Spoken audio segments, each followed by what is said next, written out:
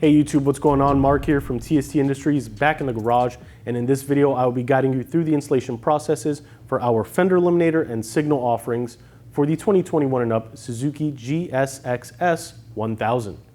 Now, as you can see on the table in front of me, everything is broken down, and we went with a very modular approach for this machine.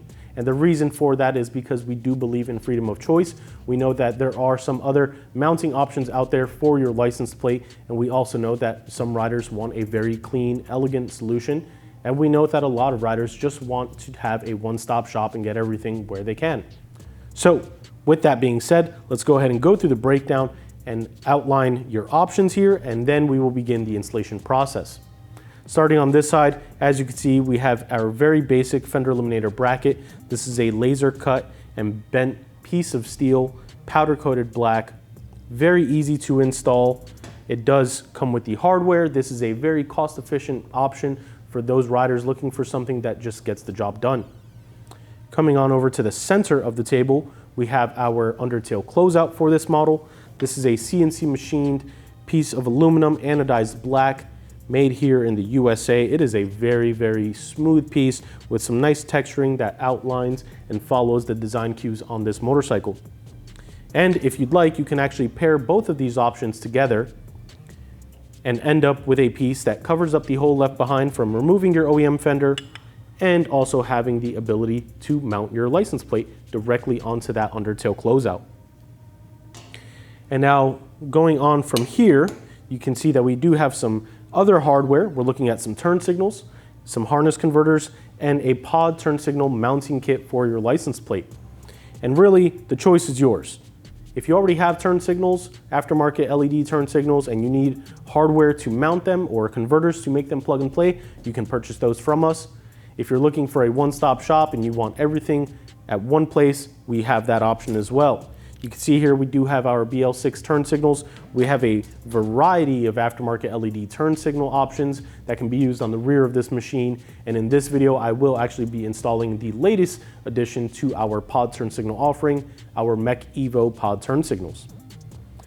Now, we do have plug and play harness converters. As you can see with our turn signals and most aftermarket options, they do just come with 3.5mm bullet connectors. So, our harness converters will isolate those connectors and bridge them to an OEM connection on the opposite end of the converter, which will then make it a completely plug and play installation process on your machine. And very last, we have our pod turn signal mounting kit for your license plate. This will mount your aftermarket turn signals to the plate bracket with a 90-degree system. You mount it onto the end, and then you mount your signals and you call it a day. And one last thing that is not on the table that I would like to mention is our optional universal license plate light. I will not be installing that in this video, but I do just want to showcase that we do have an optional product here. This is completely universal. We do have a separate installation video for this light that goes over 3 of the most common installation processes found on most modern motorcycles. So it is not displayed here. We will not be installing it in this video. However, we do have a universal plate light available on our website, so be sure to check that out. If you're one of those riders that needs it for legality or just for desire, we do have it listed for you. Now, this is all a very straightforward installation process. We will go ahead and dive right in, and I will build the kits with you, demonstrate your options, and at the end of the day, we will make sure that you are ready to ride. So without further ado, let's go ahead and jump right in. Now, to begin this installation process, you will start by removing your license plate if you haven't already.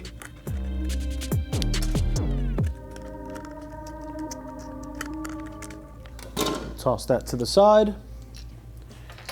Next, we will go ahead and grab our key and remove the passenger seat or passenger cowl, whatever you have on your model. Now we will go ahead and remove the rider seat. This is a 5mm hex bit or hex key. Push forward and lift up. And now everything we are going to do on the top side of the bike is to give us wiggle room and flexibility to access our turn signal connectors and then ultimately drop and our license plate connector and then ultimately drop the OEM fender. So we will begin by removing this Phillips head bolt, these two, and then the rearmost one. Now this front one is secured onto a well nut, so when you go to tighten it, it won't bottom out necessarily. You will be flexing that well nut into a mushroom shape. It's a fairly long bolt, so please make note of that. Next, we will break these two loose. There are washers underneath. As we remove the bolts, please make sure we are removing the washers as well. And as you can see here, it's a metal washer. And again, you can see here our metal washer. And the very last one will be this silver bolt located on the rear. This is actually securing this rear cowl to the taillight mounting bracket, and it does have a shoulder washer on it. So we're going to remove both of those, toss them to the side. Now at this point, we are going to go ahead and hop on over to this side. However, it may be easier to illustrate what we are about to do. As you can see here, we do have a small push pin fastener.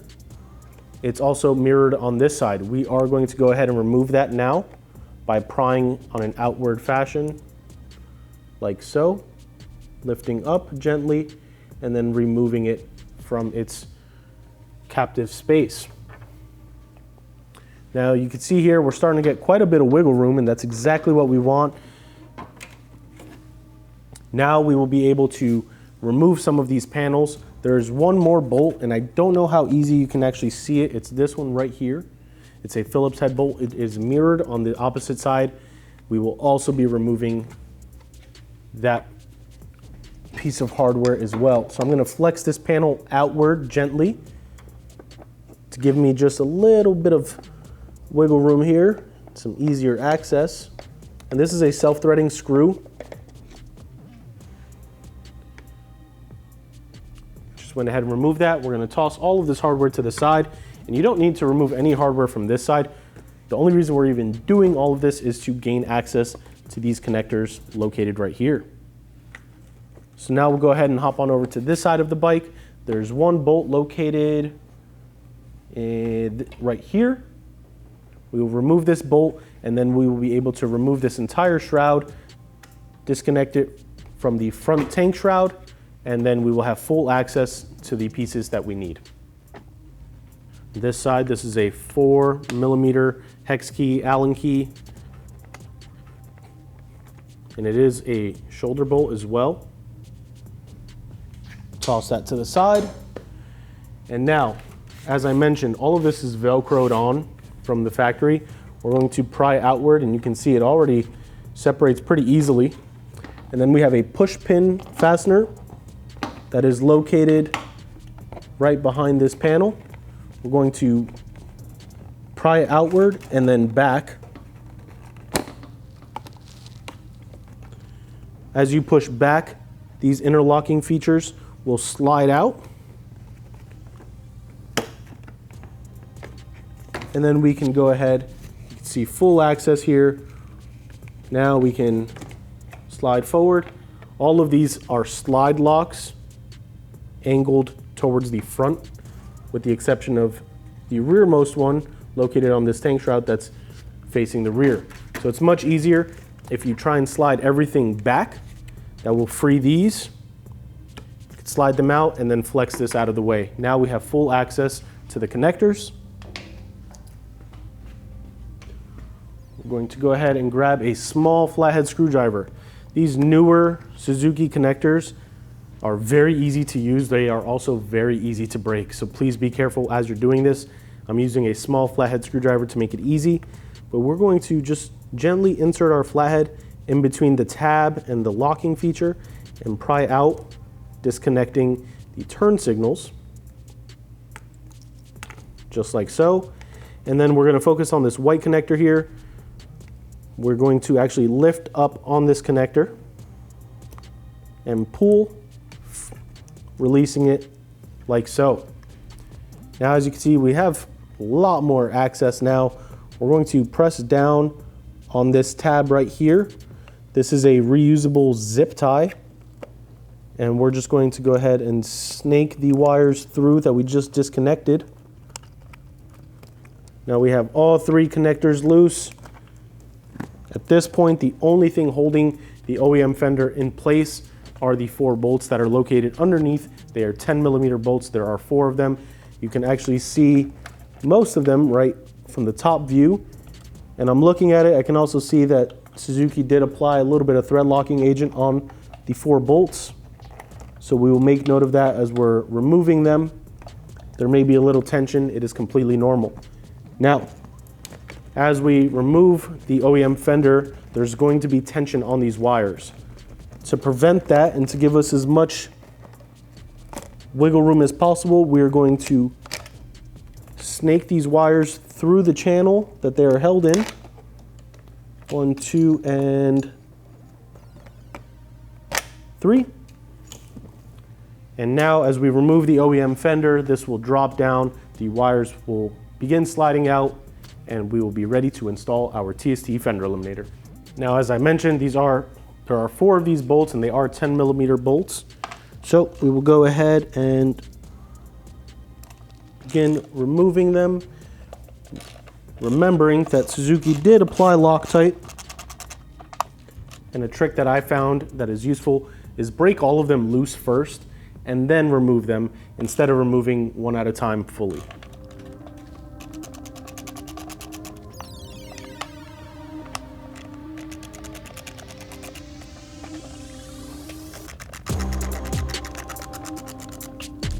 Now, as we begin removing these bolts, we do want to support the fender, as once they are all removed, this will just drop down.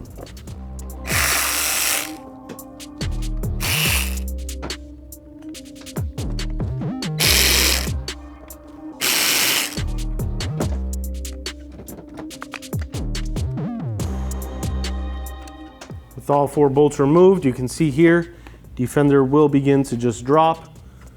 As we're doing this, we want to ensure that we are supporting it and also guiding the wires from inside the tail section, making sure they're not getting snagged on anything. And just like that, your OEM Fender is removed. So now at this point, depending on what option you are going with for your assembly, the installation process can vary. If you're using just a closeout, it is pretty simple. As you can see, it's designed to fit perfectly in this void. And if you're using just a closeout, the chances are you're not running any wires, at which point you would use all the hardware included with the closeout assembly. That does include the countersunk bolt that'll go in the center hole.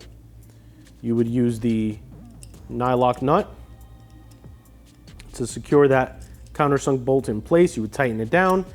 And then you would take both of the longer bolts, feed them through the closeout with the heads facing downward. And then you would take a stack of 3 washers onto each bolt, feed them through like so. And then you would go ahead and begin tightening and threading them into the threaded bosses on the subframe. Now, on the opposite end of things, if you are actually going to be using just the Fender Eliminator, that assembly will look a little bit different. Again, you will be utilizing all of the hardware included with just the Fender Eliminator. So that will mean the bracket, 2 washers, and 2 bolts. And what that assembly will look like is something like this, where you will feed the bolt through the washer, and then the washer through the underside of the bracket on each slot, one here, one there. And then you would again thread those into the threaded bosses. Before you tighten them down, you would go ahead and slide the bracket around, making sure you're centered.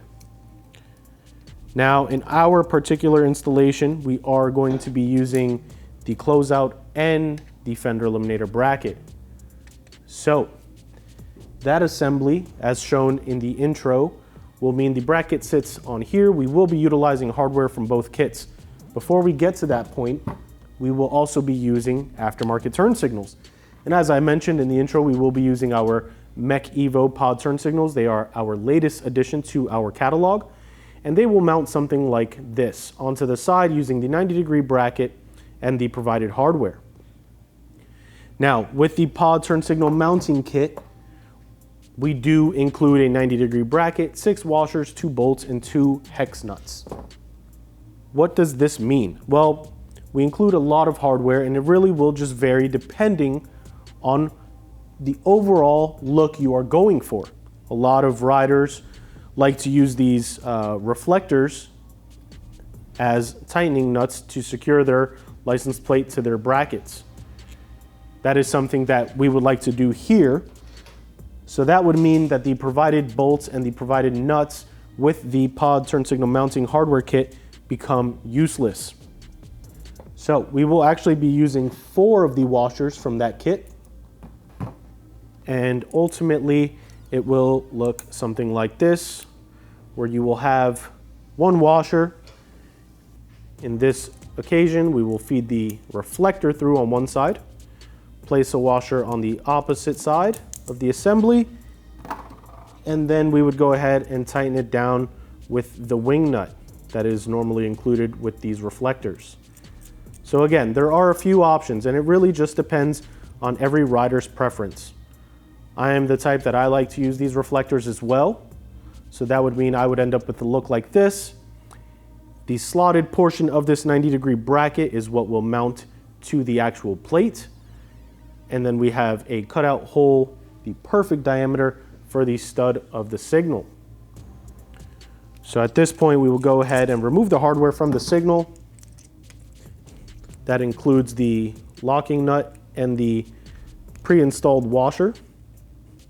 We will go ahead and feed the wires from the signal through the hole on the 90-degree bracket and snake it all the way through, ensuring we're not getting snagged on anything. And right before we bottom out to the bottom of the body on the signal, we will actually go ahead and begin snaking the wires through the pre-installed washer that we removed, and then the locking nut. Now we do have to remember that ultimately these wires will be fed through the closeout assembly on the center hole, and then we will snake them into the actual tail section of the bike. Before we get to that process, we do need to secure the signal to the bracket. So we're going to go ahead and do that now. You can see here, getting a few threads of engagement. And now I will grab a 13mm wrench, use it to secure the signal in place. We're not going to tighten it down completely. We do need some adjustability here. We need to make sure our angles are correct. Just like so, we've now secured the signal to the Fender Eliminator bracket. We can copy the steps on the opposite side, and then we can begin the overall assembly of the bracket onto the closeout and onto the subframe of the bike. So let's go ahead and do that now.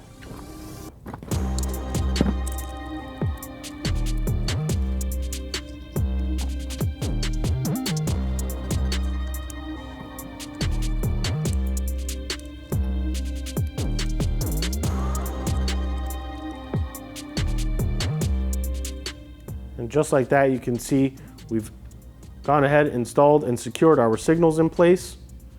Now at this point, with the signals and the bracket pre-assembled, we can begin snaking the wires through the center hole on the closeout assembly.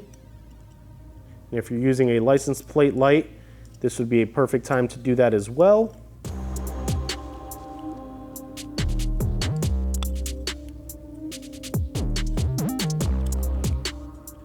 And just like that, we have successfully secured that together. Now, what we will grab are the longer bolts from the closeout assembly, along with one of the washers from the Fender Eliminator assembly.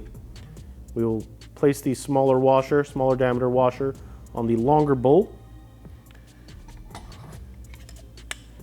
And we will go ahead and feed it through the bracket and onto the closeout like so. We will repeat that step on the opposite end. And now we will take our stack of 3 washers on each bolt. We will route the cables through the sub tray and into the tail section. And while we're carefully holding the bolts down to prevent losing any hardware, you can see here everything is lining up perfectly. Now we will take a 4mm hex key, Allen key, hex bit, or T-handle, whatever tool you prefer and have readily available. And we will just begin threading into the threaded bosses on the subframe. Just catch a few threads. You don't want to tighten it down without having both sides engaged. Hop on over to the other side. And you can see here, now I have the assembly pretty much mounted. I'm going to go ahead and begin tightening them down one at a time, little by little, to make sure we're not inserting this skewed, nothing's getting pinched. We're going to go ahead and just give a little tug on the wires from the top side of this assembly to prevent them from getting pinched. And before you tighten down, this would be the perfect time to make these adjustments. The bracket is slotted, so there is a little bit of play here. You can go ahead and adjust it to your liking.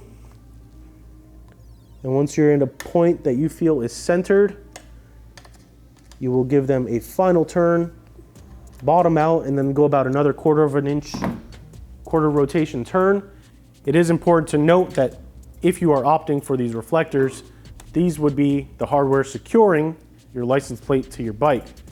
So if you are one of those riders that opts for that hardware and utilizes it, I would go ahead and very carefully just go ahead and remove the bolt, or in this case the reflector and the washer. Feed one side on as best as possible. In this case, I will feed the bolt, the reflector, and the washer through the plate, and then all the way through the bracket. And that actually makes it pretty easy. You have a nice pivot point now, and you can repeat those steps on the opposite side.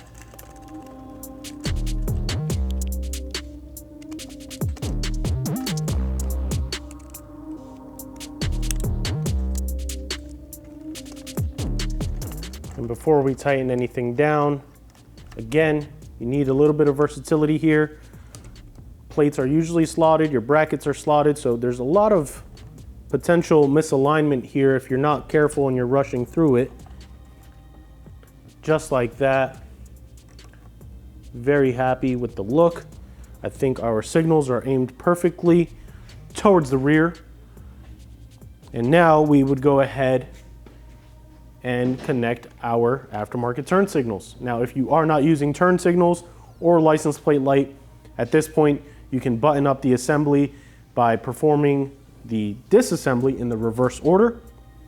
In this situation, we are using our Mech Evos. This is a 3-wire circuit, and we will be connecting it into our harness converters that only feature 2 wires. Now, it's important to note that the blue wire on our Mech Evo pod turn signals is a running light circuit. You would go ahead and kind of just tape that to the side, and we would connect red to yellow and black to brown. So I'm going to go ahead and do that very quickly just to show the overall functionality. Now, obviously, if you're performing this in your garage for actual road use, you would take your time. You're going to go ahead and secure your connections with electrical tape. You're going to route them accordingly in your sub-tray area using the OEM routing guides and retaining fasteners. But just to give you an idea of what that would look like, again, on this particular model, it is red to yellow and black to brown. I'm going to secure these connections by utilizing the pre-installed rubber isolators. And if we go ahead and test our connection, as you can see, left turn signal activates and is flashing. Right turn signal is functional as well. We know the connection is good. We've isolated the terminals by utilizing the pre-installed rubber sleeves. We would also highly recommend, as we always do, isolating these one by one with electrical tape and then bundling them up together to create a nice little package. And then we would go ahead and route the wires accordingly. For those of you not doing this, we're going to go ahead and jump on over to the reassembly process, get you guys back on the road as quickly as possible, and call this a day. Now, before we begin the reassembly process, I do want to note, as we stated, these are our newest signals, the Mech Evo pod turn signals, and they are a 3-wire circuit as shown here. Most aftermarket LED pod turn signals and the rest of our catalog for LED pod turn signals do feature 2-wire circuits. So in that connection method, it's very, very simple. You would just go black to black and yellow to yellow, and you would have full functionality. You wouldn't have a 3rd wire. Makes it very, very easy. Now, we can go ahead and reassemble this. We've got our wires tucked away here, routed along the appropriate lines. We have the retaining clip still being utilized, this reusable zip tie. So we're gonna go ahead and grab this panel.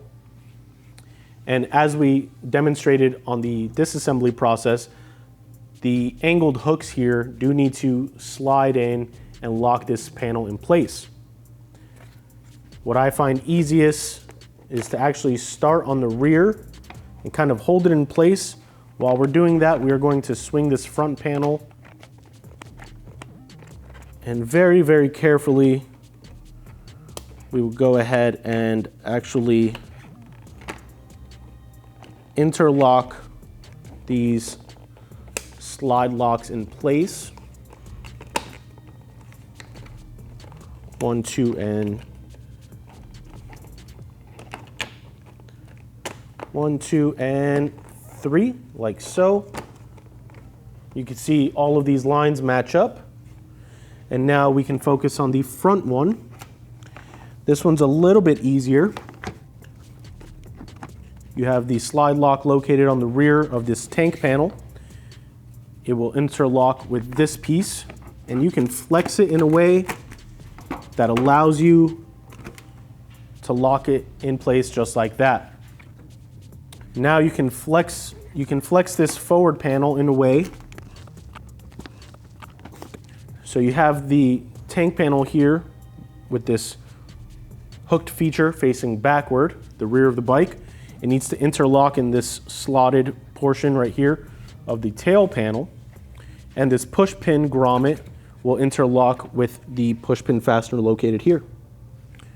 And what I find easiest is to actually flex this panel just a little bit like so. That will give you enough wiggle room to interlock it in place. Now we can go ahead and make sure all these Velcro fasteners are engaged. And there is one other push pin fastener located right behind this bend. And you just push down on it. Everything's locked in place. Before we jump on over to the other side of the bike, we will reinstall the one bolt that we removed from this panel. That is a 4mm hex key. And as you bottom that out, give it a nice little 1/8 of an extra turn. We're gonna press down on all these panels, ensuring that all the push pin fasteners are engaged and all the Velcro patches are fully engaged. And now we can hop on to the top side of the bike and begin that process as well. We will start with the self-threading screw that we removed from this area on the opposite side. Next, we will take the push pin fastener that we removed from here on the opposite side. We will insert it and then press down, waiting for the click, ensuring that it is now locked into place. Next up, we have the 2 Phillips head bolts that we removed from the rear taillight shroud with the washers Next, we have the silver Phillips head screw with the shoulder washer.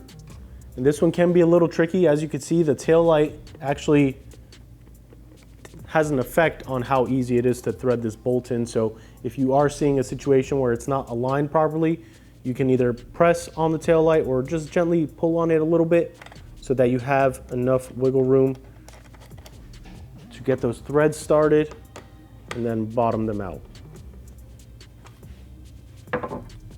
And the very last bolt that we have is the longer bolt that goes into the well nut. So we'll insert that, begin by hand. And as I mentioned, there's no real bottoming out until you really mushroom the well nut. So we're gonna tighten this down until we feel a bit of resistance, like so. All the panels are nice and secure. We have no leftover hardware. Second to last step will be reinstalling the rider seat. We need to make sure that the holes are aligned. We can begin threading this in by hand. Always start with hand. You can ensure that you are not cross-threaded by doing that. Take a 5mm hex key or Allen key. And then the final piece is the passenger seat cowl. And there you have it. This installation is now complete. You are ready to ride.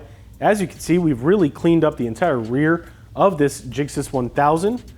We've ditched the OEM Fender, saved a bunch of weight, still retained some crucial functions like our return signals. And if you are a part of that rider demographic that would like a license plate light, as we explained, we do have a universal solution for you as well. If you are interested in this Fender Eliminator kit, the closeout, the entire components, please be sure to check out our website, tstindustries.com. The link to this entire product category and this bike category can be found in the description below. If you have any questions, comments, concerns, you just want to drop a comment and let us know where you're watching from and say hey, you can do so down in the comment field below. We'd love to hear from you. Don't forget to hit that subscribe button if you haven't already and turn the notification bell on. And lastly, be sure to stop by our social media pages, Facebook, Instagram, and Twitter, all username TST Industries. For now, this has been Mark from the TST Garage. We hope you enjoyed this video. If you have, give us a thumbs up, and we'll catch you guys next time. Ride safe.